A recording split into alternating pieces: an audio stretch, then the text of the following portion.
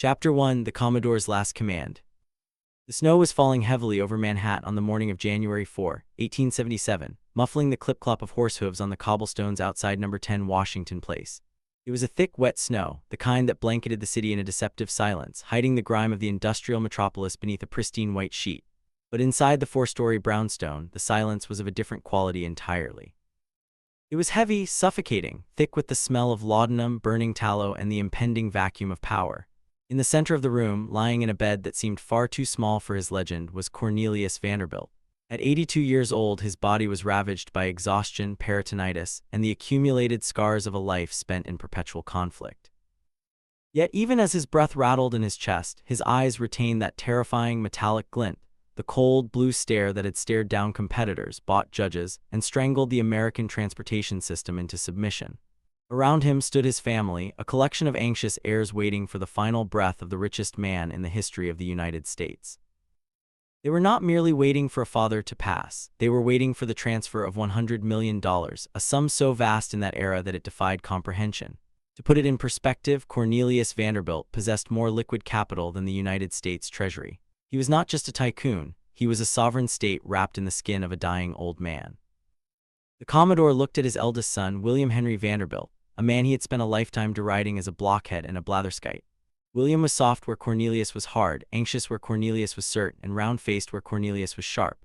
For decades the father had bullied the son, exiling him to a farm on Staten Island, testing his mettle, breaking his spirit only to see if he could rebuild it. But in these final moments the brutality softened into a desperate, crushing imperative. Cornelius grabbed William's hand, not in a gesture of affection but with a grip that still possessed the frantic strength of a drowning man. He pulled his son close, his voice a rasping whisper that cut through the silence of the death chamber. "Keep the money together," he commanded. It was not a suggestion. It was a final order from a commanding officer to his subordinate, a warning that would echo through the decades until it transformed from a directive into a curse.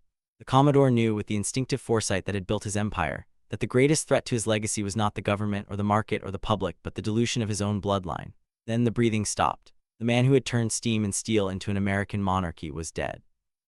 Outside, the newsboys began to shout the headlines, their voices carrying through the snowy streets. The world believed it was witnessing the start of an eternal dynasty, a family that would rival the royals of Europe for 1,000 years. But in that room, amidst the heavy velvet curtains and the weeping airs, nobody realized they were actually witnessing the beginning of the end. To understand the magnitude of what was lost, one must first touch the foundation, and the foundation of the Vanderbilt fortune was not built on gold, nor on paper, but on the freezing, chopping water of New York Harbor. The story does not begin in a boardroom but in the gray mist of 1810. Staten Island was a rural backwater then, separated from the bustling commerce of Manhattan by miles of treacherous water. In the center of this landscape stood a 16-year-old boy, uneducated, barely able to spell his own name, and undeniably poor. This was Cornelius. He was tall, broad-shouldered, and possessed a physical vitality that bordered on violence. He did not have connection. He did not have inheritance. What he had was a loan of $100 from his mother, a fortune to a boy of his station, and a small, two-masted wooden boat called a periauger. He used the money to buy the boat, and with it, he entered the brutal, unregulated economy of the harbor ferrymen. The harbor was a place of rough men and sharp elbows, where disputes were settled with fists rather than lawsuits. Cornelius thrived in this arena. He worked with a ferocity that frightened the other boatmen. While they drank in the taverns when the winds were high or the currents dangerous, Cornelius was out on the water, fighting the tides, ferrying passengers and produce from Staten Island to the Battery. He was relentless, a force of nature fueled by a desperate need to escape poverty. He slept on the deck of his boat, ate hardtack, and saved every copper penny he earned. He earned a reputation quickly, not for charm but for absolute reliability and a terrifying physical strength. If a passenger refused to pay, Cornelius did not call the constable. He threw them overboard or beat the fare out of them. He was a brawler, a street fighter who understood intuitively that in a world without rules, the man who is willing to endure the most pain wins. By the time he was 20, the other captains, half in mockery and half in fear, began to call him the Commodore. They thought it was a joke about his ambition, a jab at his lack of formal rank. They did not realize it was a prophecy. This primitive accumulation of capital was the crucible that forged the Vanderbilt psychology. For Cornelius, business was never an intellectual exercise or a social obligation, it was war. It was a zero-sum game where for him to win, someone else had to be destroyed. This philosophy guided him as he moved from sail to steam. In the 1820s and 30s, the Industrial Revolution arrived in America with the shriek of a whistle and the black smoke of burning coal. Most men of his generation feared the steam engine. They saw it as dangerous, unnatural, and prone to explosion. Cornelius saw it as a weapon. He sold his sailing vessels and threw himself into the steamboat business with the same violent energy he brought to the harbor. He engaged in price wars that became legendary for their brutality. He would slash fares to zero, offering free passage just to bankrupt his competitors, making his money on the food sold on board. He destroyed rival companies not by buying them out, but by starving them to death. He wrote a letter to a former business partner who tried to cheat him, a brief missive that summed up his entire worldview. "You have undertaken to cheat me. I won't sue you, for the law is too slow. I'll ruin you." And he did. He dismantled the man's business piece by piece, driving him into destitution with the cold efficiency of an executioner. This was the man who lay dying in 1877, not a gentleman, but a survivor of a vicious economic conflict, handing a weapon of unimaginable power to a son who had never had to fight for his life. Chapter 2: From Water to Steel.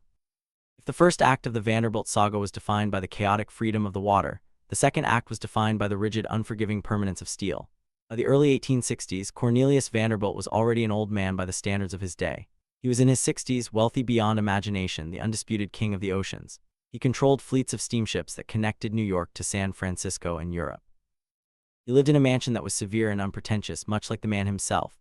But Cornelius possessed a quality that is rare in men of great success: the ability to abandon what he had built in favor of what was coming next. He looked out his window at the bustling wharves of Manhattan and saw that the water was no longer the future.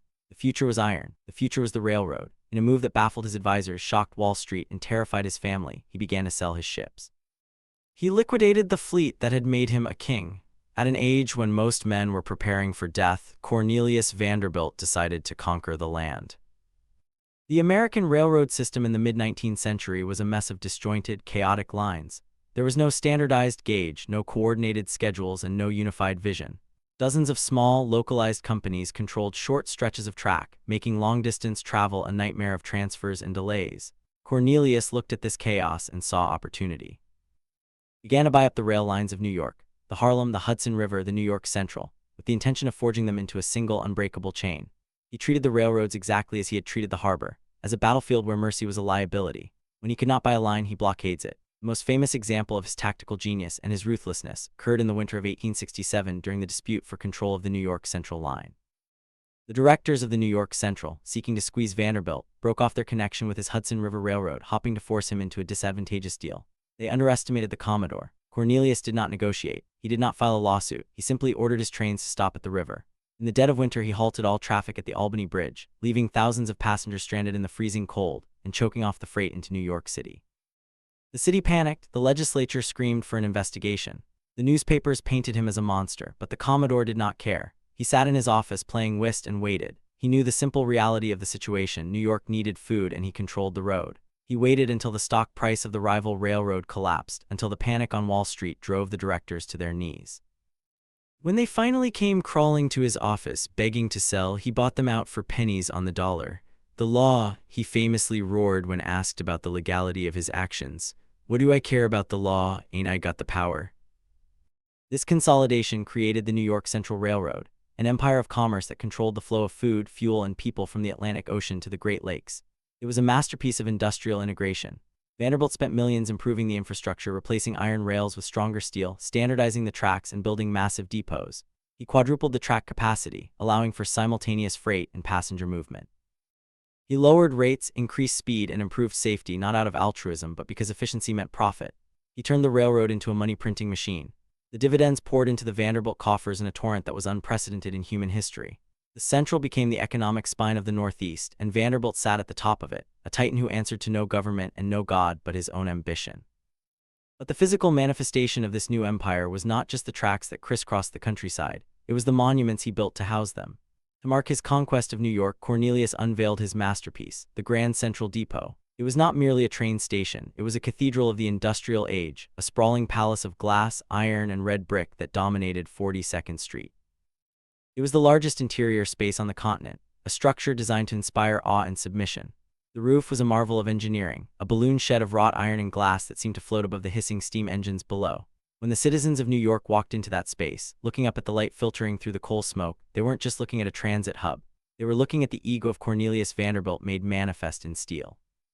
He had stamped his name onto the very geography of the city, carving out a space that declared unequivocally that the Vanderbilts were the new American royalty. Yet for all his vision, the Commodore remained a man of the old world.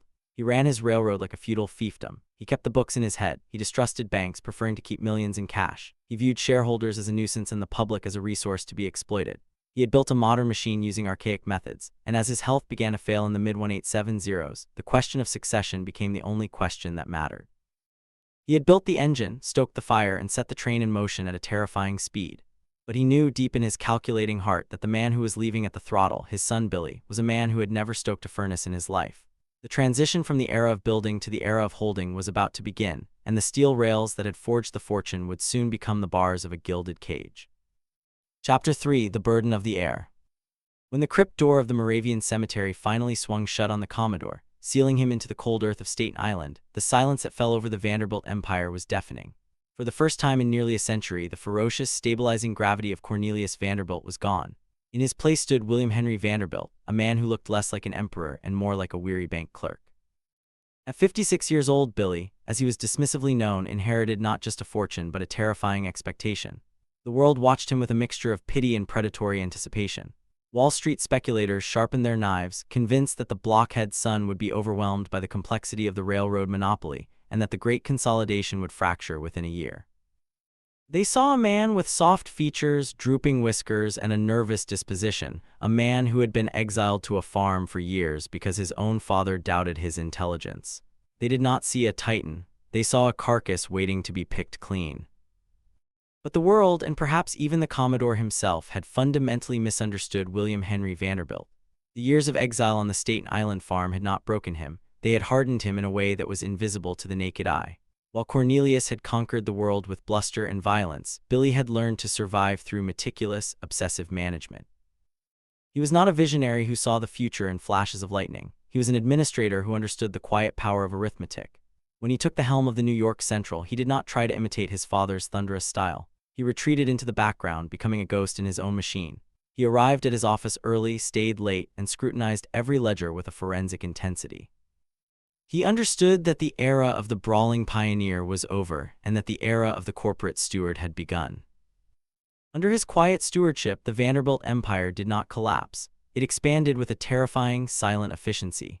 Billy understood that the railroad network was a living organism that needed to be fed and pruned. He aggressively expanded the lines, pushing the tracks further west, securing vital connections to Chicago and the grain belts of the Midwest. He fought off rivals not with price wars, but with strategic acquisitions and quiet diplomacy that left his enemies wondering how they had been outmaneuvered by the blatherskite. He defended the monopoly against the encroachments of the Pennsylvania Railroad and the Erie, engaging in high-stakes corporate warfare that proved he possessed a steely resolve beneath his anxious exterior. In the span of just 8 years, from his father's death in 1877 to his own retirement, Billy didn't just maintain the fortune, he doubled it. He took the $100 million inheritance and turned it into nearly $200 million. It was the greatest singular accumulation of wealth in history, a feat of financial engineering that should have cemented his reputation as a genius.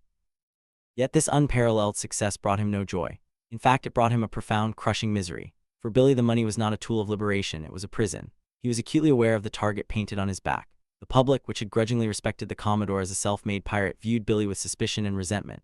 He was the visible face of the Gilded Age's excess, the man who owned everything while the average worker struggled to buy bread. He was hounded by the press, by politicians, and by an endless line of beggars and schemers who saw him not as a human being but as a walking vault. The stress was relentless. He lived in a state of perpetual anxiety, terrified of making a mistake that would destroy what his father had built.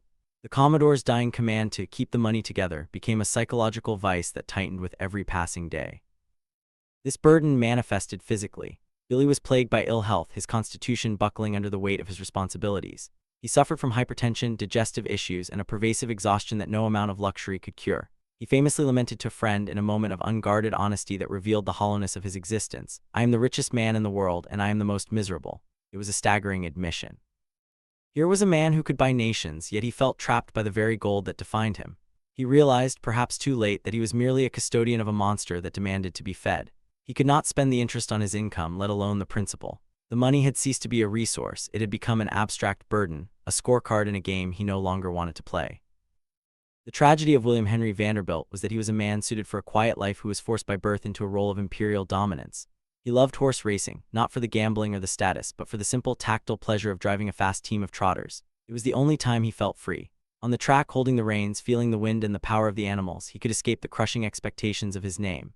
But these moments were fleeting. He would always have to return to the office, to the ledgers, to the endless demands of the New York Central. He built a massive mansion on Fifth Avenue, a triple palace for himself and his daughters, but even this was an act of duty rather than passion. He filled it with art not because he loved beauty, but because that is what rich men were supposed to do. He was performing the role of the American aristocrat, reading from a script he had not written. By the early 1880s, the strain became untenable. The public outcry against the railroad monopolies reached a fever pitch. In a moment of frustration during a newspaper interview, Billy uttered a phrase that would haunt him forever. When asked about the public's right to efficient service, he snapped, "The public be damned." It was a quote stripped of context. He was actually discussing the impracticality of running unprofitable trains just for public convenience, but it cemented his image as a callous robber baron. The backlash was severe. He was vilified in cartoons, preached against in pulpits, and threatened with legislation. The blockhead who had doubled the fortune was now the most hated man in America. Broken by the stress and fearing that he would die in the harness like his father, Billy did the unthinkable. He stepped down. He resigned the presidency of the New York Central, handing the reins to his sons and professional managers. It was an attempt to buy back his life, to find some measure of peace before the end. But the damage was done. The years of anxiety had exacted their toll. On December 8, 1885, just 8 years after the Commodore's death, William Henry Vanderbilt collapsed in his study while discussing business with an architect.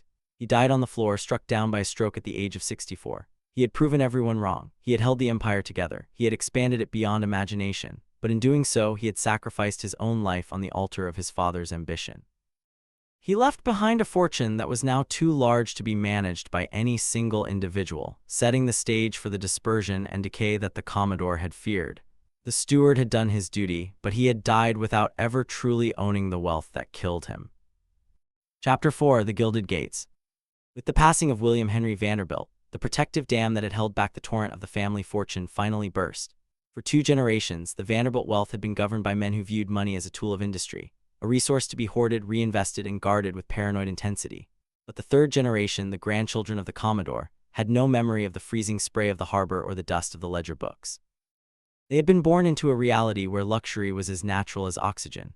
They did not want to conquer the railroads, they wanted to conquer New York. However, they faced an obstacle that no amount of money could seemingly purchase: acceptance. In the 1880s, the social hierarchy of Manhattan was a fortress guarded not by soldiers, but by a rigid, unwritten code of etiquette enforced by a single woman. Caroline Astor, known simply as the Mrs. Astor, presided over the Knickerbocker aristocracy, a closed circle of old Dutch and English families who traced their lineage back to the colonial era.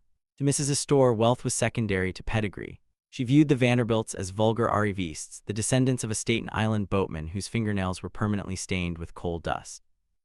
In her eyes, their money was too new, too loud, and utterly lacking in the quiet grace required for entry into the drawing rooms of polite society.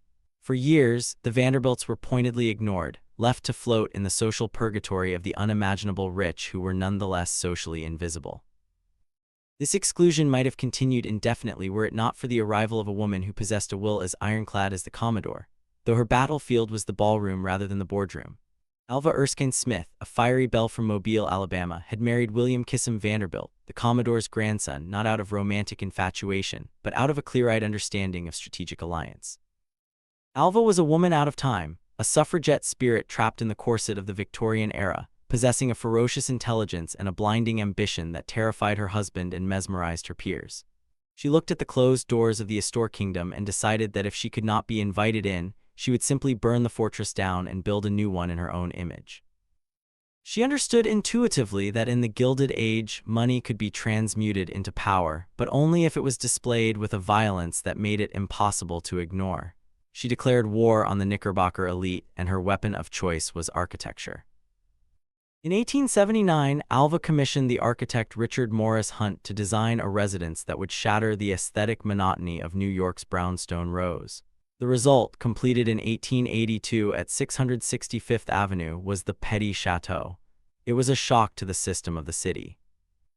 Modeled after the royal residences of the French Loire Valley, it was built of blindingly white limestone, a stark contrast to the somber chocolate-brown sandstone that defined the homes of the old elite. It featured turrets, gargoyles, a slate roof, and a grand entrance that seemed to demand the arrival of royalty.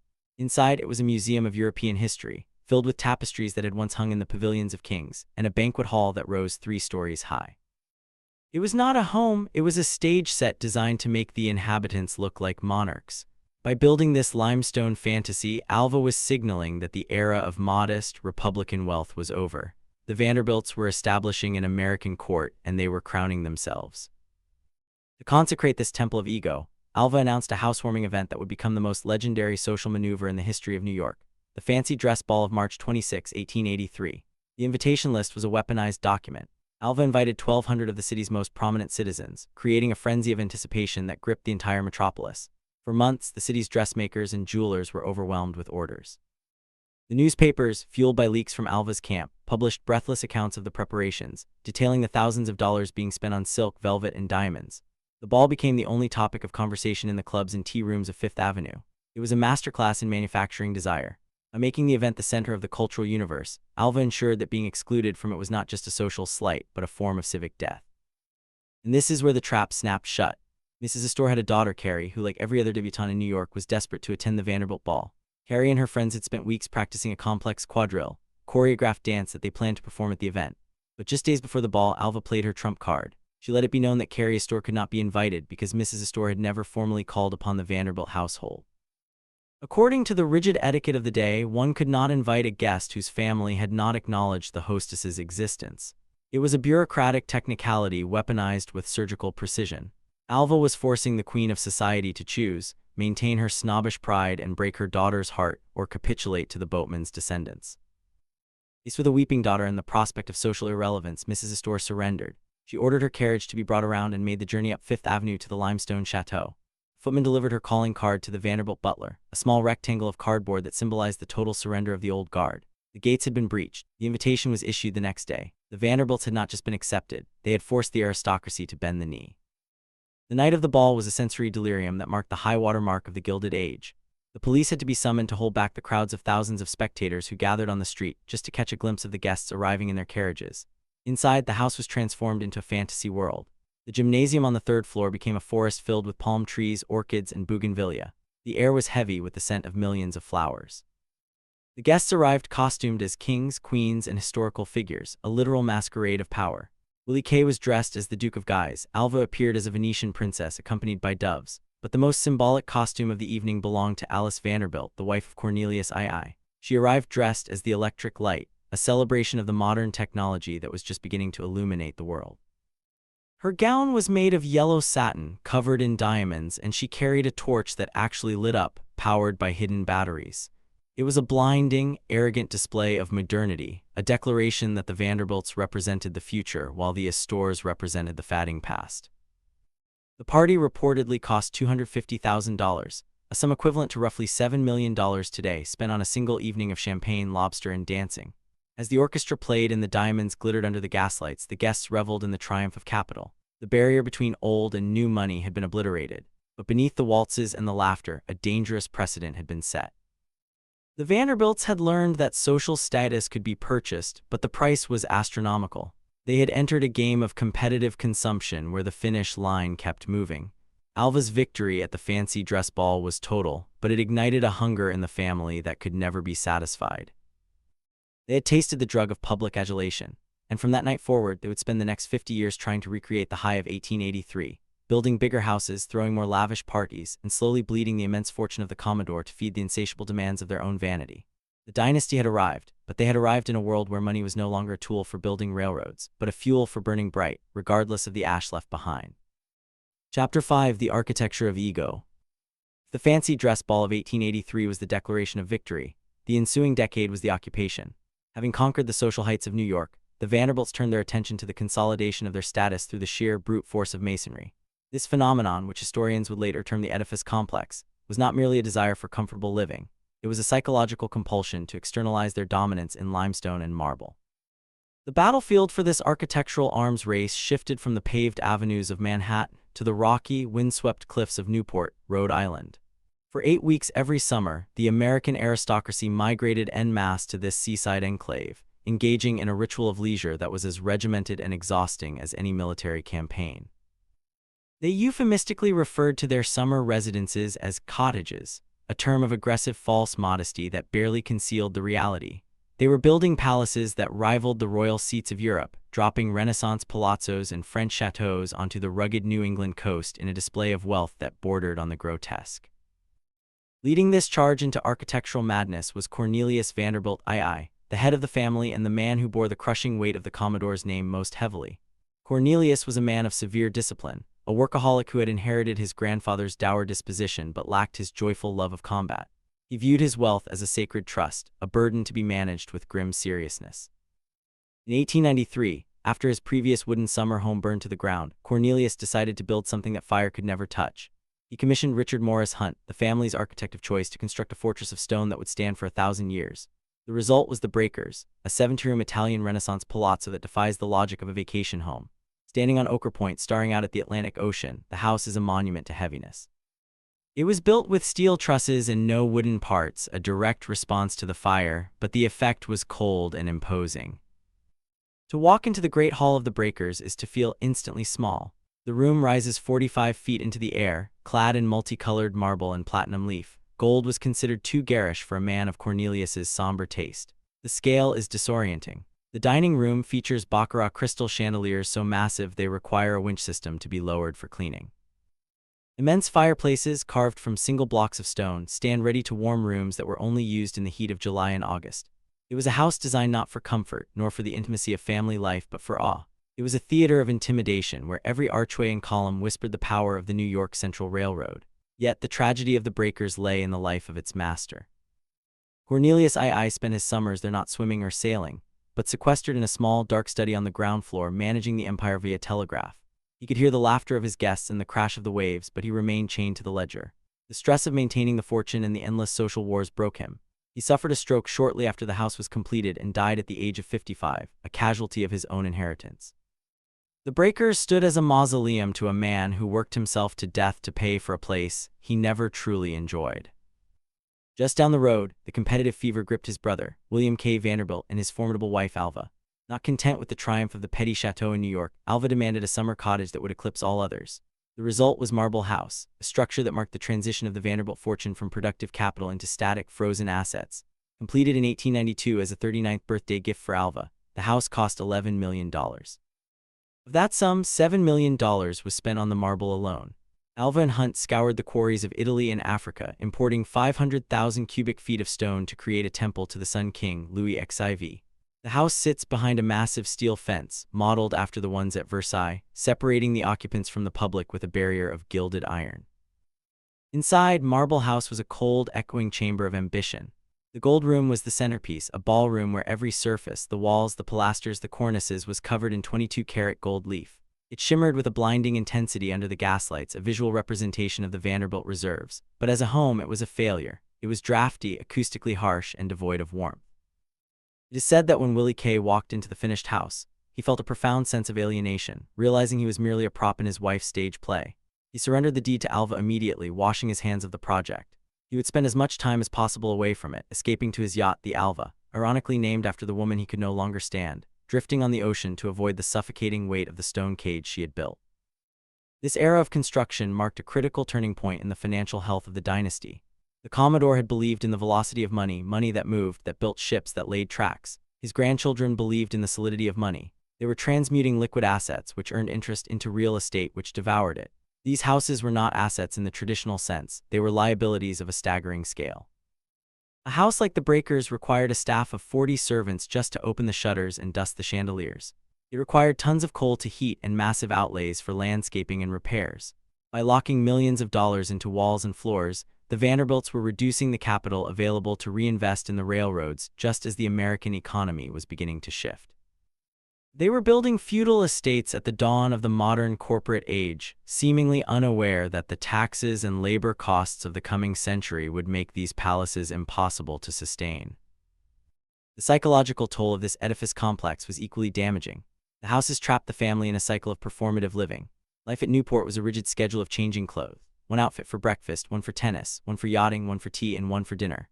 Every moment was on display, every interaction governed by protocol. The children who grew up in these nurseries of gold leaf and velvet were isolated from the reality of the world that generated their wealth.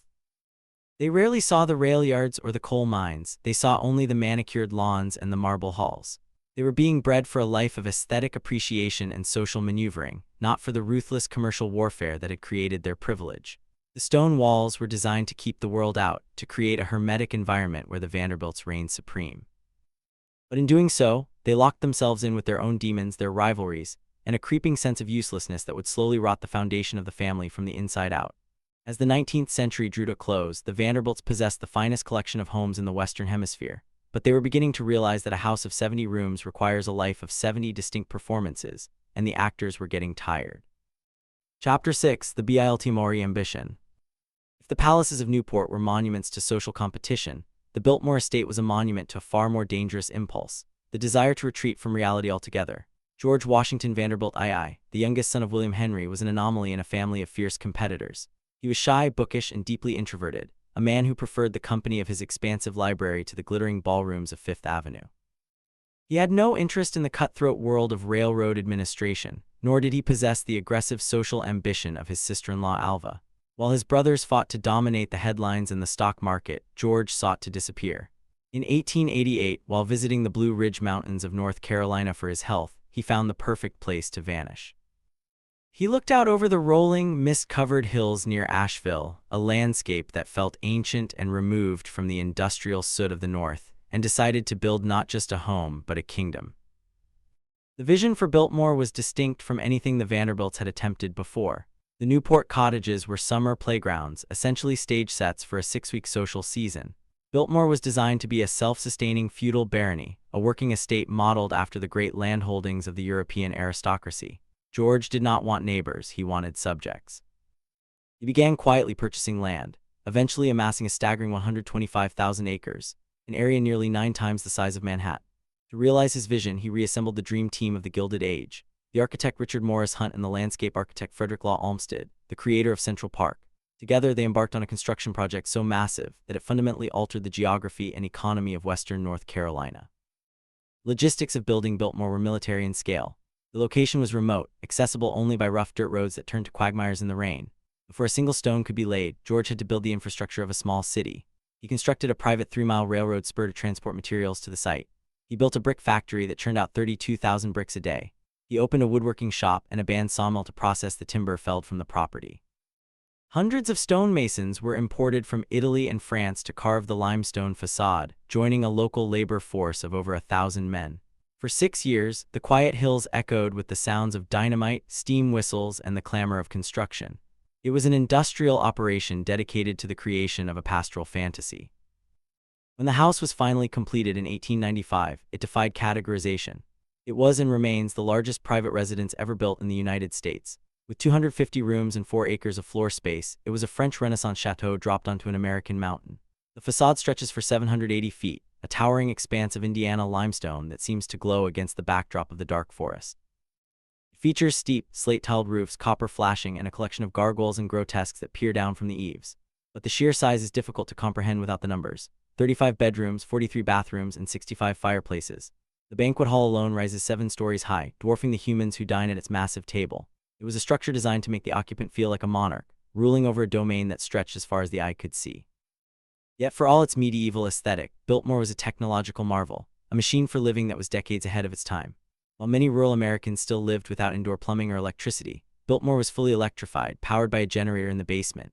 It featured central heating, elaborate plumbing systems that delivered hot and cold water on demand, walk-in refrigerators, and one of the first electric elevators in a private home. George had used his fortune to insulate himself completely from the inconveniences of the 19th century. He created a hermetically sealed world where the harsh realities of weather, darkness, and decay were held at bay by the invisible labor of machines and servants. The landscape surrounding the house was equally engineered. Frederick Law Olmsted, in his final major project, argued against formal gardens, urging George to treat the land as a managed forest. The 125,000 acres were in poor condition when purchased, ravaged by decades of slash-and-burn farming. Olmsted and the forester Gifford Pinchot launched America's first large-scale forestry experiment, replanting millions of trees and rehabilitating the soil. They created a natural landscape that was, in fact, entirely man-made. They built a 3-mile approach road that wound through the woods, carefully choreographed to reveal glimpses of the estate before the final, dramatic reveal of the house.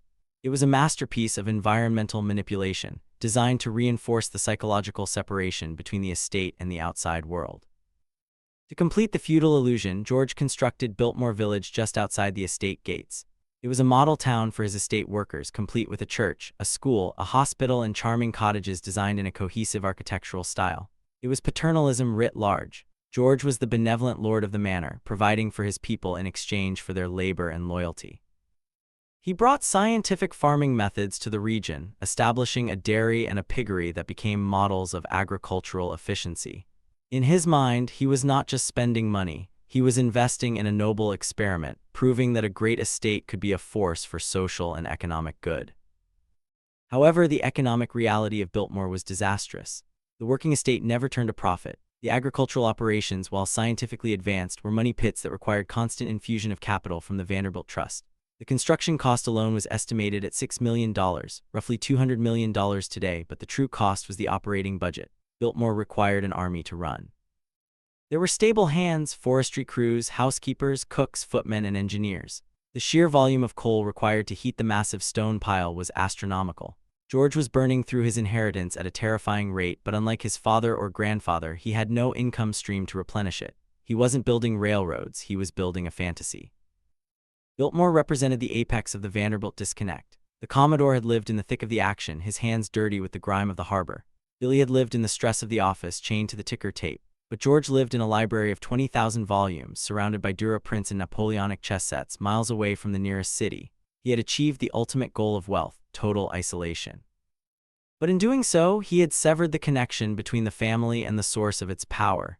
The Vanderbilt fortune had been built on movement, on the friction of commerce and the control of trade. At Biltmore, the money became static. It was locked into trees that took 50 years to grow and stone walls that produced nothing but shade. As the 19th century turned into the 20th, George Washington Vanderbilt II sat in his tapestry gallery, looking out over his vast, silent domain. He had built the most magnificent home in American history, a testament to the power of unlimited capital. But he was essentially a prisoner of his own creation, the curator of a museum where he was the only visitor. He had constructed a life so perfect, so removed from the struggles of the common man, that it was unsustainable. The income tax was coming. The Great War was coming. The modern world was marching toward the gates of Biltmore, and no amount of limestone or forestry management could keep it out forever. The ambition of Biltmore was the ambition of a sunset, spectacular, blindingly beautiful, and the final signal that the day is over. Chapter 7: The Dollar Princess. By the mid-1890s, the Vanderbilt dynasty had successfully conquered the physical landscape of America. They had paved the Northeast with steel rails and lined the cliffs of Newport with limestone palaces. Yet for Alva Vanderbilt, the architect of the family's social ascent, this was no longer sufficient. She had come to realize a stinging truth about the American aristocracy. No matter how much money one possessed, in the eyes of the old world, a Vanderbilt would always be a commoner. The frantic construction of French chateaux and Italian palazzos was, at its core, an attempt to mimic a lineage they did not possess. Alva, always the grand strategist, decided that if the family could not simulate royalty through architecture, they would simply purchase it through marriage. She turned her gaze across the Atlantic, where the landed gentry of England were suffering from a crisis of liquidity. The agricultural depression had decimated the incomes of the British peers, leaving them with ancient titles, crumbling estates, and empty bank accounts. A market emerged, cold and transactional, where cash-poor dukes and earls traded coronets for the dowries of American heiresses. These women were known as the Dollar Princesses, and Alva decided that her daughter, Consuelo, would be the most expensive of them all. Consuelo Vanderbilt was, by all accounts, the perfect asset for this transatlantic exchange. Tall, slender, with a swan-like neck and large, dark eyes, she possessed a beauty that was celebrated on 2 continents. But to her mother, Consuelo was not a child to be nurtured. She was a financial instrument to be leveraged. Alva had raised her daughter in a regime of terrifying strictness, employing steel rods to straighten her posture and governesses to police her thoughts. Consuelo was educated in languages and history, not to broaden her mind, but to ensure she would not embarrass the family at a royal court. By the time she was 18, she was a refined product, polished and packaged for the highest bidder. However, there was a flaw in Alva's plan. Consuelo possessed a heart. She had fallen secretly in love with Winthrop Rutherford, a dashing New York socialite who, despite his good standing, lacked the only thing Alva valued: a title. When Consuelo approached her mother to ask for permission to marry Rutherford, Alva did not merely refuse. She launched a campaign of psychological warfare that would become infamous in the annals of high society. The target Alva had selected was Charles Spencer Churchill, the 9th Duke of Marlborough. The Duke was the master of Blenheim Palace, a monumental Baroque estate in Oxfordshire that was the ancestral home of the Churchill family. Like the Vanderbilt mansions, Blenheim was a masterpiece of stone, but unlike them, it was rotting from the inside out. The roof leaked, the tapestries were fraying, and the Duke was nearly destitute, struggling to heat a palace that was a gift from a grateful nation to his ancestor 2 centuries prior. He did not love Consuelo. He was in fact in love with another woman. But he had a duty to his title and his estate. He needed a massive injection of capital to save Blenheim, and he viewed marriage not as a romantic union but as a necessary corporate merger. He came to Newport not to woo a wife but to negotiate a bailout. When Consuelo refused to marry the Duke, Alva's reaction was swift and brutal. She imprisoned her daughter in their Newport mansion, Marble House, confining her to her room and forbidding her from contacting Rutherford. She intercepted letters and spread rumors that Rutherford had left the country. When isolation failed to break Consuelo's spirit, Alva resorted to the ultimate manipulation. She feigned a mortal illness. She told her daughter that she was suffering from a heart condition so severe that the stress of Consuelo's disobedience would kill her. "If you do not marry the Duke," Alva declared from her bed, flanked by doctors she had likely bribed or coerced, "you will be responsible for my death." It was a monstrous lie, but for a sheltered 18-year-old girl who had been conditioned from birth to obey, it was a terrifying ultimatum. Broken by guilt and exhaustion, Consuelo finally capitulated. The merger was agreed upon. The financial terms of the marriage contract revealed the true nature of the arrangement. This was not a union of souls, it was the sale of a human being. The Vanderbilts agreed to pay a dowry of $2.5 million, approximately $80 million today, in the form of 50,000 shares of the Beach Creek Railway Company. In addition, the Duke was guaranteed an annual income of $100,000 for life. It was a staggering transfer of wealth. The capital that Cornelius Vanderbilt had extracted from the ruthless competition of the New York harbor was being siphoned off to fix the roof of an English palace and pay the gambling debts of a British peer. The money was leaving the American economy, leaving the Vanderbilt ledger, and vanishing into the sinkhole of the European aristocracy. The wedding took place on November 6, 1895 at St. Thomas Episcopal Church on Fifth Avenue. It was the social event of the decade, a spectacle of excess that brought the city to a standstill. Thousands of onlookers choked the streets, desperate to see the American Duchess. Inside, the church was decked in millions of dollars worth of orchids and lilies, but behind the veil, the bride was weeping. Consuelo would later write in her memoirs, "I spent the morning of my wedding day in tears alone." Her eyes were so swollen that her maids had to apply cold compresses to reduce the puffiness before she walked down the aisle. She arrived at the altar 20 minutes late, not out of fashion, but because she was struggling to compose herself. The Duke, standing at the altar, looked grim and detached. They stood before the bishop not as lovers, but as two victims of a dynastic ambition that viewed their happiness as irrelevant collateral damage. The marriage was, predictably, a disaster. Consuelo was installed at Blenheim Palace, where she was treated with icy condescension by the British nobility, who happily spent her money while mocking her accent. At dinner parties, the Duke would ignore her, preferring to discuss politics or eat in silence. Consuelo did her duty. She produced an heir and a spare, 2 sons to secure the Churchill line, but the emotional void between the couple never closed. The Vanderbilt millions were poured into the restoration of Blenheim. The roof was fixed, the gardens were replanted, and the library was restocked. In a bitter irony, the fortune built by the Commodore saved the legacy of the Churchills while the Vanderbilt legacy began to fracture. The wealth was working for someone else's history. For Alva, the wedding was a triumph. She had secured the ultimate trophy. She was now the mother of a duchess, the grandmother of future dukes. She had forced the world to acknowledge the Vanderbilts as the equals of the oldest families in Europe. But the cost was catastrophic. She had sacrificed her daughter's happiness and exported a significant portion of the family's liquid capital. The dollar princess phenomenon marked a dangerous shift in the Vanderbilt trajectory. They were no longer just spending money on themselves. They were giving it away to prop up fatting institutions abroad. The family had become a resource for others to exploit, a vast reservoir of cash that was being tapped by savvy outsiders. Consuelo eventually divorced the Duke in 1921 after decades of misery, but the money was gone, embedded in the stonework of an English palace, a permanent donation from the New York Central Railroad to the British peerage. The Vanderbilts had bought the title, but they had sold their future to get it. Chapter 8: The Drift and the Tragedies. As the 20th century dawned, the furious energy that had propelled the Vanderbilts from a Staten Island ferry boat to the pinnacle of American capitalism began to dissipate, replaced by a strange and listless drift. The generation that inherited the earth in the early 1900s was not composed of builders or shark-like financiers, but of gentlemen.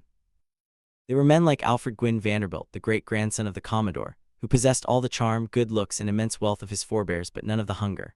Alfred was the designated head of the family, the principal heir to the Cornelius Vanderbilt II line, yet he found the boardroom of the New York Central Railroad to be a suffocating bore. He did not want to crush unions or negotiate coal contracts, he wanted to play. This was the era of the sportsman, a new archetype of the American rich where status was earned not by how money was made, but by how elegantly it could be wasted on hobbies that mimicked work. For Alfred, this manifested in an obsession with coaching, the art of driving horse-drawn stagecoaches.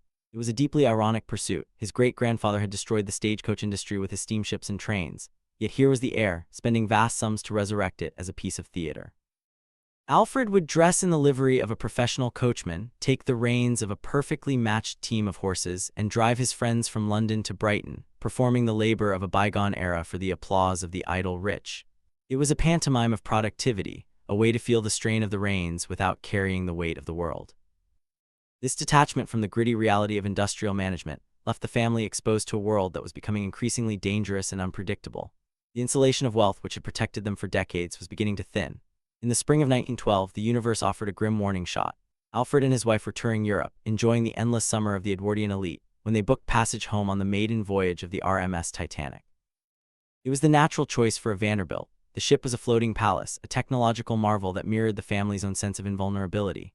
Their luggage was loaded, their suite was prepared, and their servants were ready. But on the day of departure, a trivial hesitation intervened. Perhaps it was a premonition, or perhaps simply the whim of a wealthy man who disliked the schedule, but Alfred canceled his ticket at the very last moment. He remained on shore as the great ship steamed out of Southampton. When the news broke days later that the unsinkable vessel had vanished beneath the North Atlantic, taking 1,500 souls with it, the Vanderbilt family breathed a collective sigh of relief. The tragedy was viewed as a miracle of timing, a divine intervention that proved once again that the Vanderbilts were charmed. Alfred had cheated death. The family fortune, it seemed, was powerful enough to bend even fate to its will. But the reprieve was temporary. The world of 1912 was rapidly disintegrating into the violence of 1914, and the charm of the Gilded Age was about to collide with the industrialized slaughter of the First World War. Alfred, despite his reputation as a playboy, felt a stirring of responsibility as the conflict in Europe deepened. He was not a soldier, but he was a man of immense resources, and he felt compelled to offer aid to the Red Cross. In May of 1915, he booked passage to England on another leviathan of the seas, the RMS Lusitania. By this time, the Atlantic had become a war zone. The German embassy in Washington had placed advertisements in American newspapers, explicitly warning travelers that ships flying the British flag were liable to destruction. The warning was printed right next to the sailing schedules, a surreal juxtaposition of bureaucratic courtesy and lethal threat. Friends and family begged Alfred not to go. They showed him the warnings, they spoke of the U-boats prowling the Irish coast, but Alfred, buoyed by the survivors' confidence he had earned 3 years prior, dismissed the danger. The Lusitania was too fast, too large, and too civilian to be a target. He boarded the ship in New York, a figure of effortless elegance, confident that the rules of civilized warfare still applied to men of his station. The voyage was uneventful until the afternoon of May 7, when the ship approached the old head of Kinsale off the coast of southern Ireland. The fog that had cloaked the vessel earlier in the morning had lifted, leaving the Lusitania exposed under a bright, clear sky. Below the surface, Captain Lieutenant Walter Schweiger of the German submarine peered through his periscope and saw the prize he had been hunting. He did not see a passenger liner filled with civilians. He saw 30,000 tons of British auxiliary shipping carrying munitions. He gave the order to fire. The torpedo struck the starboard side just behind the bridge with a concussion that shook the ship to its keel. A second internal explosion followed, likely the boiler or the munitions cargo, and the great liner began to list violently. On deck, the scene descended into immediate, terrifying chaos. The severe list made launching the lifeboats nearly impossible. They swung wildly away from the hull or crashed inward, crushing passengers. The screaming of steam escaping the vents drowned out the orders of the officers. In the midst of this pandemonium, Alfred Gwynne Vanderbilt found his final purpose. Witnesses would later recount that he appeared unnervingly calm, a stillness in the center of the storm. He was wearing a life vest, preparing to enter the water, when he encountered a young mother holding a baby, frantic and without a life preserver. In a moment that stripped away the frivolous veneer of the sportsman and revealed the aristocrat's dormant code of honor, Alfred unbuckled his own vest. He did not hesitate. He handed the device to the woman, securing it around her, knowing with absolute mathematical certainty that he was signing his own death warrant. He could not swim. The water was freezing. The ship was groaning as it began its final plunge. Alfred turned away, moving toward the railing with his valet Ronald Denayer. They stood side by side, lighting cigarettes, maintaining a posture of defiant dignity as the deck tilted steeper and steeper. It was the ultimate performance of his class, the refusal to panic in the face of annihilation. As the ocean rushed up to meet them, Alfred Gwynne Vanderbilt did not fight for a place in a boat. He simply waited. He was 37 years old. His body was never found. The loss of Alfred was a catastrophic blow to the family, far greater than the financial impact of his death. He was the head of the dynasty, the direct link to the Commodore's chair, and he had been erased from the earth by a German torpedo.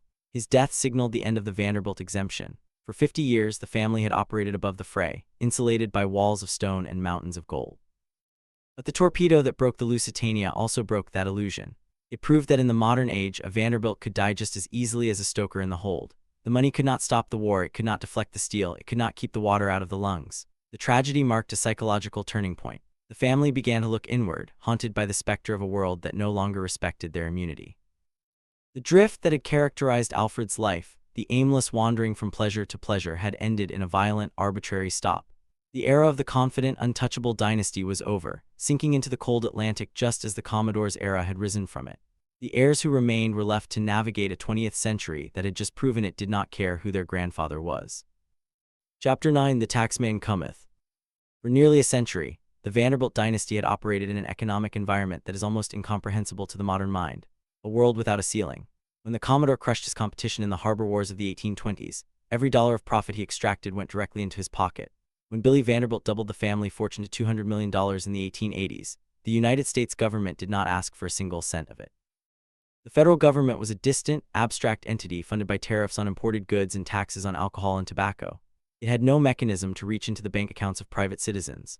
This absence of taxation was the unseen oxygen that allowed the fire of the Gilded Age to burn with such terrifying intensity. It was the mathematical anomaly that allowed a single family to accumulate more wealth than the national treasury. The Vanderbilts had built their entire existence, their palaces, and their psychology on the assumption that capital was inviolate, that what you earned, you kept, and what you kept grew. They believed this state of affairs was a law of nature, as permanent as gravity. They were wrong. The year 1913 marked the end of the American innocence for the ultra-wealthy, though it arrived with a deceptively quiet footfall.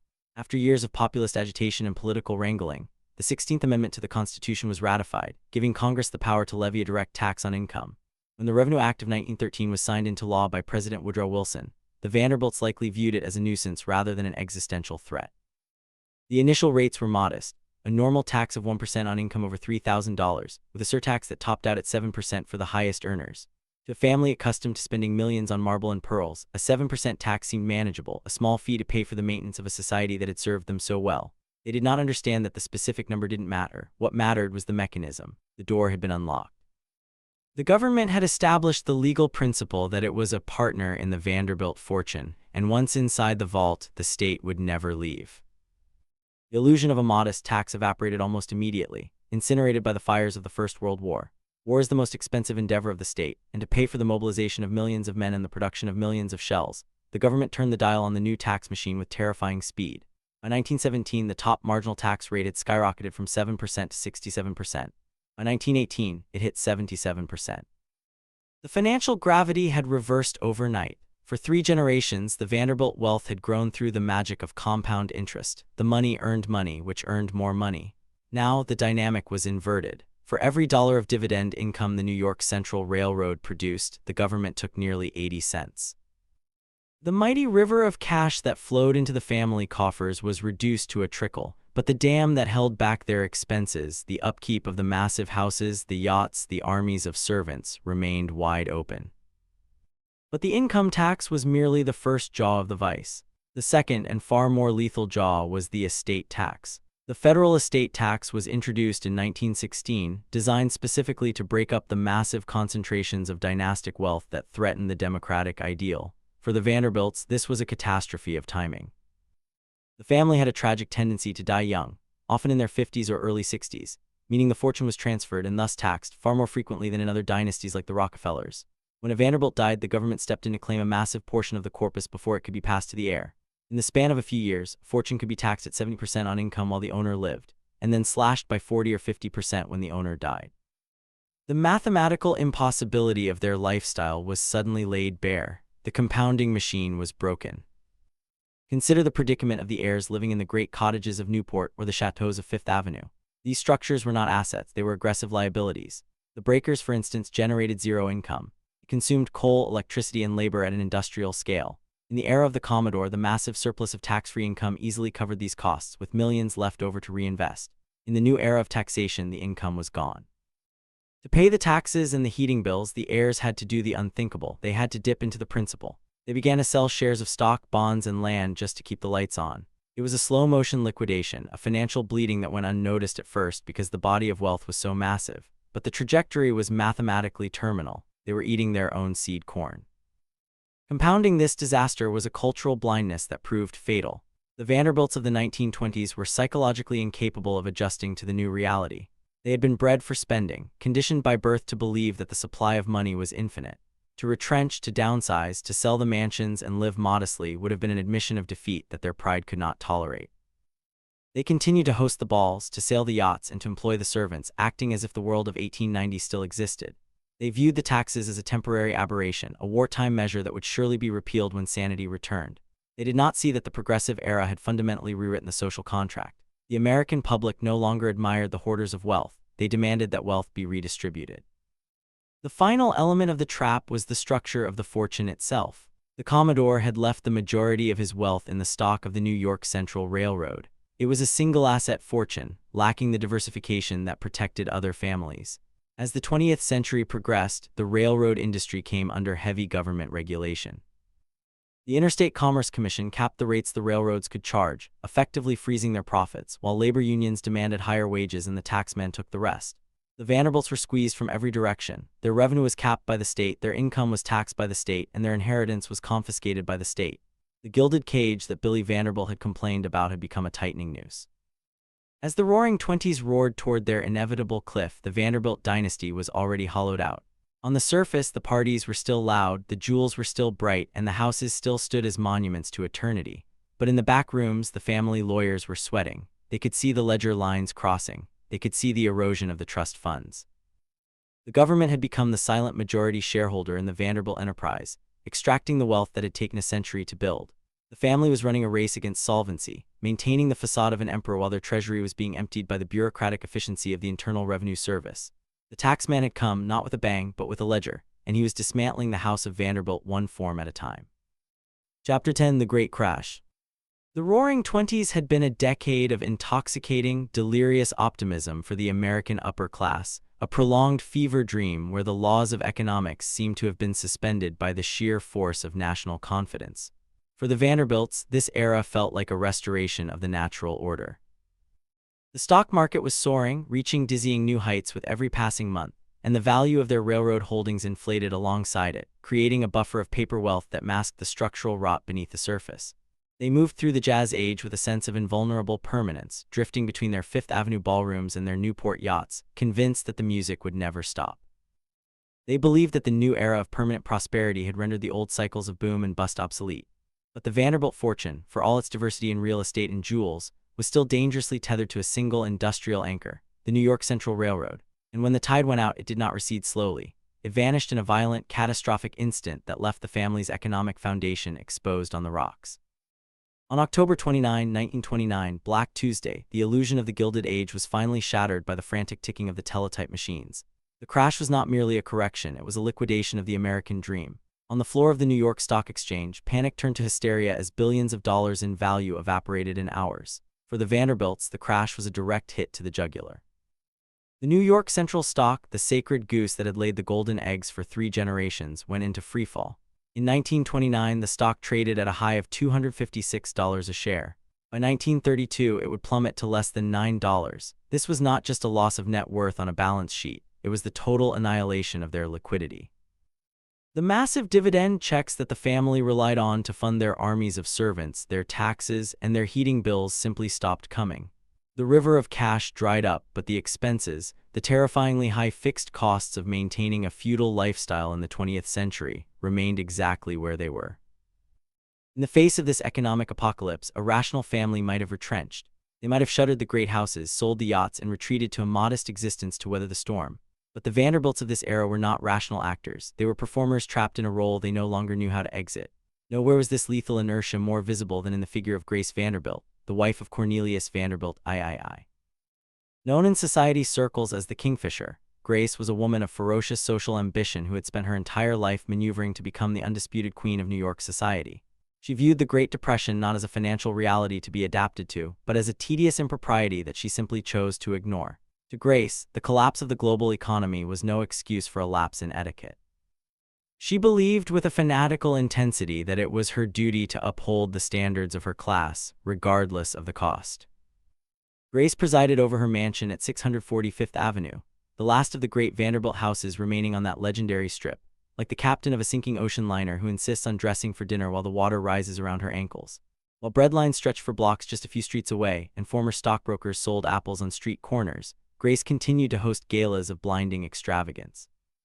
She entertained royalty, diplomats, and movie stars, throwing parties where champagne flowed like water and the tables groaned under the weight of delicacies imported from Europe. She refused to reduce her staff, refused to close a wing of the house to save heat, and refused to acknowledge that the world had changed. When her husband, Cornelius III, a man who was painfully aware of their dwindling accounts, gently suggested that perhaps they should cut back on the entertainment budget, Grace reportedly looked at him with icy detachment and replied that she had a position to maintain. She was protecting the Vanderbilt name, she believed, even as she was bankrupting it. The nickname the Kingfisher was bestowed upon her not for her grace, but for her relentless predatory chatter and her glittering, chaotic energy. She was a woman constantly in motion, terrified of silence, terrified of being alone with the reality of her situation. She filled her nights with noise and guests because the quiet was where the math lived. To fund this denial, the family began to cannibalize itself. They sold bonds. They quietly liquidated parcels of real estate. They took out loans against assets that were rapidly depreciating. It was a financial suicide pact, executed one gala at a time. The capital that the Commodore had ruthlessly accumulated was being burned in the fireplace of 645th Avenue to keep the party going for just one more night. They were spending the principal to pay for the performance, eroding the foundation of the dynasty to maintain the facade. This refusal to adapt was not unique to Grace, though she was its most visible avatar. It was a systemic failure of the Vanderbilt psychology. They had been bred for 3 generations to believe that money was an infinite resource, a magical substance that replenished itself automatically. They lacked the survival instincts of the Commodore, who would have undoubtedly fired the servants, sold the house, and moved into a boarding house the moment the market turned. The heirs, however, were paralyzed by the inertia of privilege. To downsize was to admit defeat. To live within their means was to accept that they were ordinary, and for a Vanderbilt, being ordinary was a fate worse than bankruptcy. They clung to their identity as American royalty even as the kingdom crumbled around them, paralyzed by the fear of losing face in a society that was rapidly ceasing to care about them at all.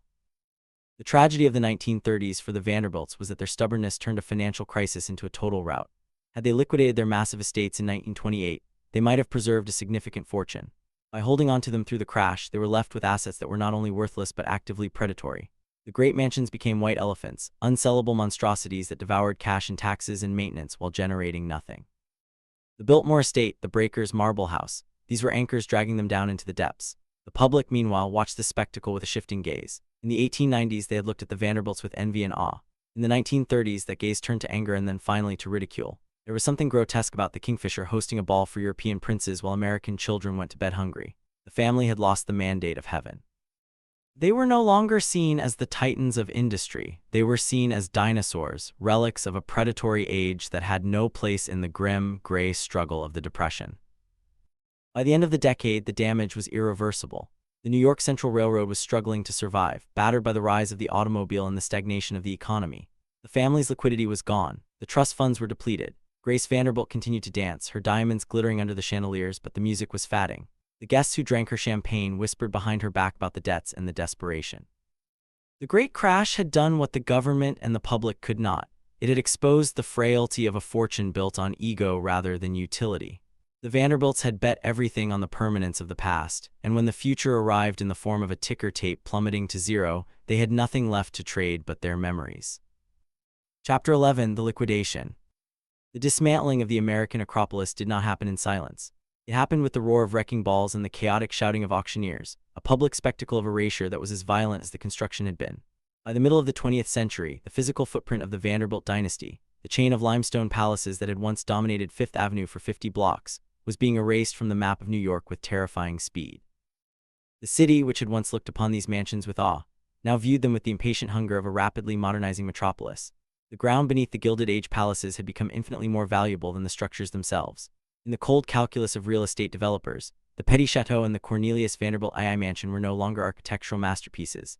They were merely obstacles standing in the way of high-rise office buildings and department stores.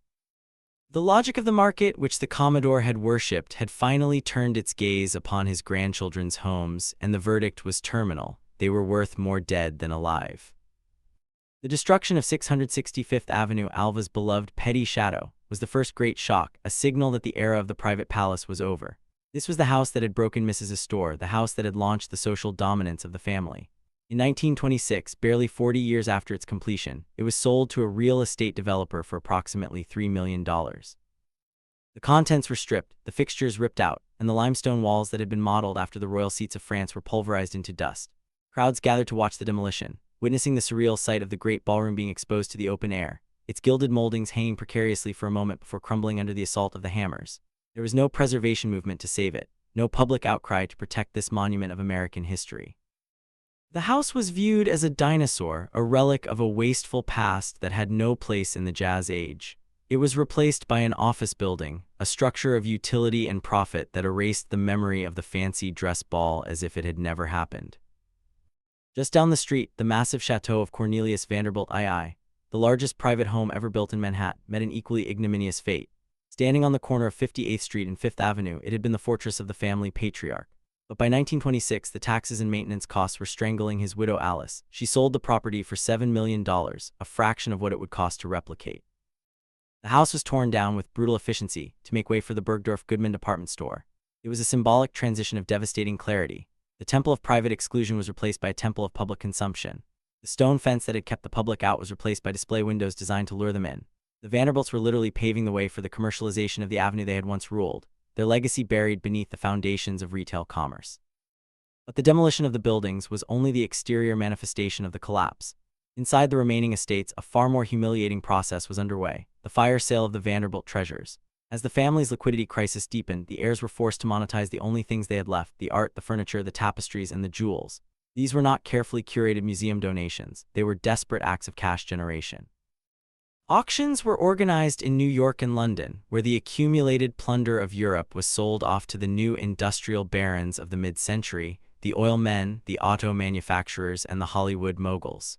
The Vanderbilts were selling their history by the lot. The tragedy of these sales lay in the catastrophic destruction of value. The Commodore's grandchildren had bought at the top of the market, paying premium prices for Renaissance masters and French antiques during the height of the Gilded Age bubbles. Now they were selling into a world that had moved on. The heavy, dark furniture of the Victorian era was out of fashion. The massive tapestries were too large for modern apartments. Items that had cost hundreds of thousands of dollars were knocked down for pennies on the dollar.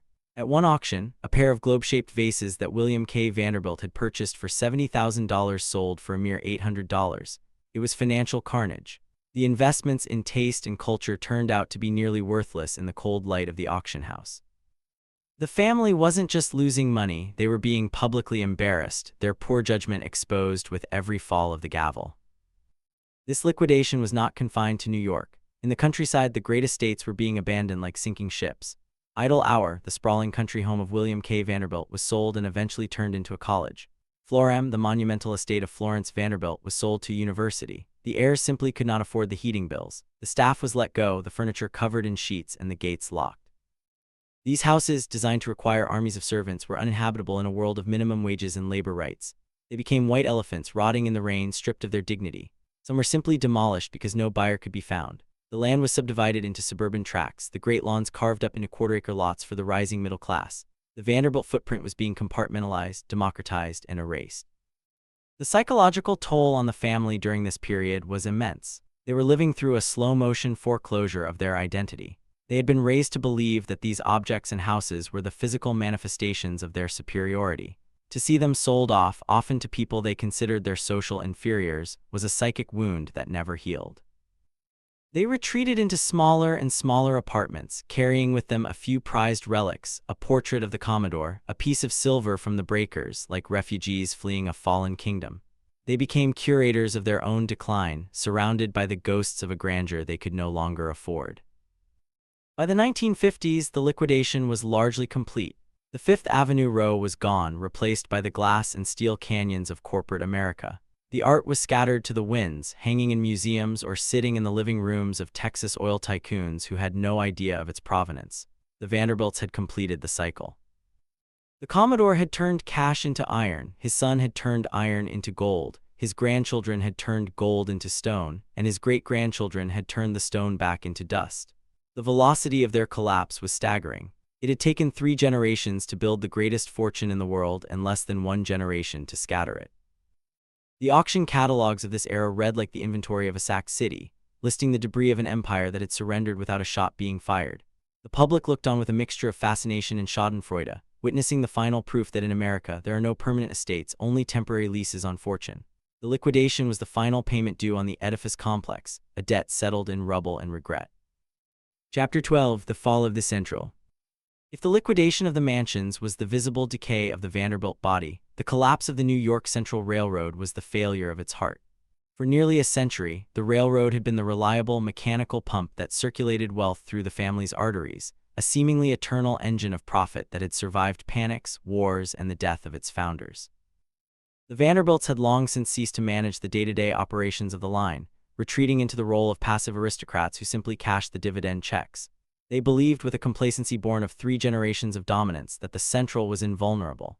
It was a geographic monopoly, a physical fact of the American landscape that controlled the definitive route from the Atlantic Ocean to the Great Lakes.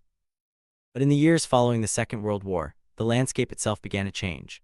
The monopoly that the Commodore had ruthlessly assembled was being dismantled not by a rival tycoon, but by the slow, grinding erosion of technological obsolescence and government policy. The age of steam and steel was ending, and the age of asphalt and jet fuel was beginning, leaving the Vanderbilts holding the deed to an empire that the modern world no longer needed. The decline began with a deceptive slowness. During the war, the railroads had been the heroes of the home front, moving millions of troops and megatons of equipment with patriotic efficiency. But when the peace was signed, the government made a strategic decision that would doom the rails. Under the Eisenhower administration, the United States embarked on the construction of the Interstate Highway System, the largest public works project in human history.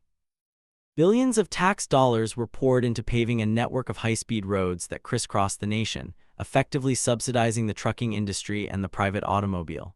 Simultaneously, the government invested heavily in the construction of airports and the air traffic control system. The New York Central found itself in a rigged fight. It had to maintain its own tracks, pay property taxes on every mile of its right-of-way, and fund its own police force while its competitors, trucks and planes, operated on infrastructure paid for by the public purse. The math was terminal. Passengers abandoned the majestic Pullman cars for the freedom of the Ford and the speed of the Boeing 707. Freight, the lifeblood of the line, shifted to the highways. The water-level route that had made the Vanderbilts kings was becoming a Rust Belt relic. By the 1950s, the New York Central was bleeding cash. The dividend checks that supported the dwindling Vanderbilt heirs shrank and then vanished. The family, still holding significant blocks of stock, watched in horror as the value of their inheritance evaporated. Desperate to survive, the directors of the Central looked for a savior. They found only their oldest enemy. For 100 years, the New York Central and the Pennsylvania Railroad had been the Montagues and Capulets of American industry, bitter rivals who had fought tooth and nail for every scrap of freight between New York and Chicago. But now both giants were stumbling. In a move born of sheer, terrifying desperation, they decided to merge. It was marketed as the merger of the century, a strategic alliance that would create a transportation colossus capable of competing with the highways. In reality, it was 2 dinosaurs clutching each other as the asteroid fell. The creation of the Penn Central Transportation Company in 1968 was a catastrophe of biblical proportions. It was less a corporate merger than a collision of 2 incompatible cultures. The red team of the Pennsylvania Railroad and the green team of the New York Central loathed each other. Their computer systems spoke different languages. Their management styles were diametrically opposed. Their union contracts were a tangled nightmare of archaic work rules that made efficiency impossible.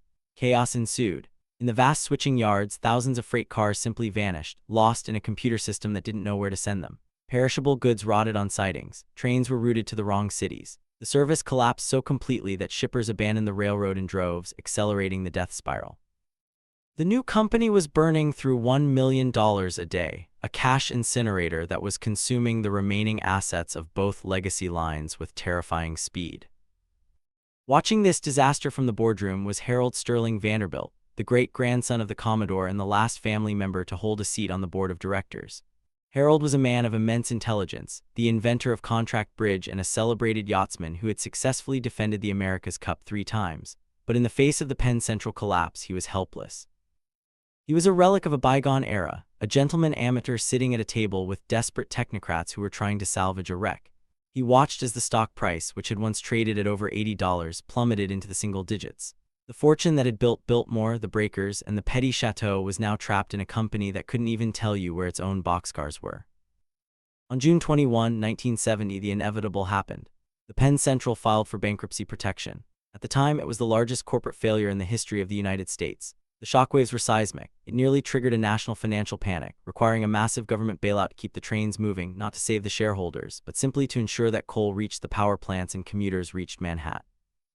For the Vanderbilts, the bankruptcy was the final, definitive guillotine drop. The stock was worthless, the equity was wiped out, the source of the money was gone. The psychological impact of the Penn Central collapse was the severance of the last tether holding the family to the center of American power. For a century, the name Vanderbilt had been synonymous with the railroad. The Commodore statue stood outside Grand Central Terminal, looking down Park Avenue with a proprietary scowl. But now the trains belonged to the creditors and the courts. The family had been reduced to the status of bystanders in their own history. They were no longer the railway kings. They were just another group of wealthy individuals with a famous last name, completely divorced from the industrial engine that had created them. The physical decay of the railroad mirrored the decay of the dynasty perfectly. The stations were dirty and graffiti-covered. The tracks were warped and weedy. The equipment was rusted and unreliable. The grandeur of the 19th century monopoly had rotted into the squalor of 1970s urban decay. It is a profound historical irony that the mechanism the Commodore built to ensure his family's dominance became the very thing that completed their downfall. By locking their wealth into a single industry, he had bet on the permanence of technology. He assumed that the world would always need steam trains and steel rails. He could not foresee the internal combustion engine or the jet turbine. His descendants, lulled into a false sense of security by the dividends of the golden years, failed to diversify until it was too late. They rode the train all the way to the end of the line, only to find that the tracks had been pulled up miles ago. The fall of the Central was not a sudden accident. It was the slow, agonizing death of an idea that had outlived its time. When the bankruptcy court gavel fell in 1970, it didn't just close a company. It closed the book on the Vanderbilt century, confirming that the empire of steam had finally evaporated into the cold air of the modern world. Chapter 13: The Reunion and the Redefinition. In 1973, a gathering took place at Vanderbilt University in Nashville, Tennessee, that served as the final melancholy punctuation mark on the story of the American dynasty. It was a family reunion, a summoning of the bloodline to the campus that the Commodore had endowed with a sliver of his fortune a century earlier. 120 descendants of Cornelius Vanderbilt arrived. They bore the famous jawline, the heavy eyelids, and the illustrious surname, but they did not bear the fortune. As the family historian Arthur T. Vanderbilt II looked around the room, he realized a staggering statistical truth that would become the headline of the family's legacy. Among the 120 descendants present, there was not a single millionaire remaining. In just 100 years, the greatest accumulation of capital in the history of the United States, a fortune that had once exceeded the liquidity of the federal government, had been completely dissipated. The money had been divided, taxed, spent, and inflated away until nothing remained but the myth. The Commodore's terrifying imperative to keep the money together had failed in the most absolute sense imaginable. The empire of steam and steel had evaporated, leaving behind a room full of ordinary citizens who happened to share a last name with a ghost. The collapse of the financial dynasty, however, cleared the ground for a strange and unexpected cultural afterlife. As the 1970s progressed, the name Vanderbilt ceased to be synonymous with railroads and robber barons and began to drift into the realm of pop culture and celebrity. The figurehead of this transformation was Gloria Vanderbilt. Born in 1924, Gloria was the great-great-granddaughter of the Commodore, but her relationship with the family fortune was defined by trauma rather than privilege. As a child, she had been the subject of the trial of the century, a vicious custody battle between her mother and her aunt that was splashed across the front pages of every newspaper in the country. She was dubbed the poor little rich girl, a lonely child trapped in a golden cage of litigation and neglect. To the public, she was a symbol of the misery that accompanied the Vanderbilt money, living proof that the inheritance was indeed a curse. But Gloria possessed a resilience that harkened back to the Staten Island boatmen. In the late 1970s, facing her own financial uncertainties, she did something that the chatelaines of Newport would have found horrifying. She went to work. She lent her name and her artistic talent to a line of designer jeans. It was a commercial gamble that paid off with explosive success. The Gloria Vanderbilt swan logo became a ubiquitous symbol of 1980s fashion, generating a new fortune that was entirely self-made. For the first time in 4 generations, Vanderbilt was generating capital rather than consuming it. Gloria had broken the cycle of the Edifice Complex. She didn't build a monument to herself in stone, she built a brand. She commodified the very name that had once trapped her, turning the burden of her history into a marketable asset. In doing so, she liberated herself from the shadow of the ancestors she never knew, proving that dignity came from creation, not possession. This shift from aristocracy to meritocracy was cemented by Gloria's son Anderson Cooper. As a prominent journalist and news anchor, Cooper represents the complete inversion of the Gilded Age ethos. He grew up in the orbit of the fatting dynasty, hearing the stories of the money lost and the mansions sold, and he drew a radically different conclusion than his forebears. He viewed the inheritance not as a birthright, but as a poison. "I don't believe in inheriting money," he famously stated. "I think it's an initiative sucker, it's a curse." Cooper rejected the psychological trap that had destroyed his ancestors. He did not drift like Alfred or retreat like George. He threw himself into the grinding, unglamorous work of conflict journalism, reporting from war zones and disaster sites. He built a career based on his own labor, his own risks, and his own reputation. When he looks into the camera, he is not standing on a pile of railroad stock. He is standing on his own 2 feet. The contrast between the reunion of 1973 and the life of Anderson Cooper illustrates the final resolution of the Vanderbilt paradox. The Commodore believed that the money was the family's strength, the glue that would hold them together and ensure their dominance forever. He was wrong. The money was the solvent. It dissolved their ambition, eroded their relationships, and isolated them from the reality of the nation they helped build. It turned them into caretakers of a past that was too heavy to carry. The true liberation of the family occurred only when the money was gone. When the last mansion was sold, when the last trust fund was drained, the descendants were finally forced to rejoin the human race. They were free to succeed or fail on their own merits, released from the crushing expectation of being American royalty. Today, the physical legacy of the Vanderbilts stands as a series of public museums and tourist attractions. The Breakers and Marble House are owned by preservation societies, open to anyone with the price of a ticket. Biltmore remains a private company, but it is a commercial enterprise, a hotel and winery that sells the fantasy of the Gilded Age to vacationers. Grand Central Terminal still stands in the heart of Manhattan, teeming with commuters who rush past the statue of the Commodore without a glance. These structures are no longer instruments of power. They are artifacts of a vanished civilization, as distant and mysterious to us as the pyramids were to the Romans. They stand as warnings against the hubris of the Edifice Complex, stone testaments to the fact that you cannot build your way to immortality. In the end, the story of the Vanderbilt collapse is not a tragedy of lost wealth, but a parable of the American experience. It is a demonstration of the relentless churning dynamism of a society that tears down the old to build the new. The Vanderbilts rose because they were the agents of change. The steamship, the railroad, the modern corporation. They fell because they tried to freeze time, to lock their status in place with limestone walls and trust funds while the world moved on without them. The Commodore's ghost may haunt the tracks of the old New York Central, furious that his command to keep the money together was ignored. But perhaps if he looked at the self-made success of his great-great-great-grandson, he might recognize a spark of the old Staten Island fire, the fire of a man who wakes up every morning and goes to work, owing nothing to the past and everything to his own ambition. The money is gone, the empire is dust, but the family survived by finally learning the lesson that Cornelius knew in 1810, the only true security is the strength of your own hands. The collapse was total, but in the wreckage, the Vanderbilts finally found their freedom.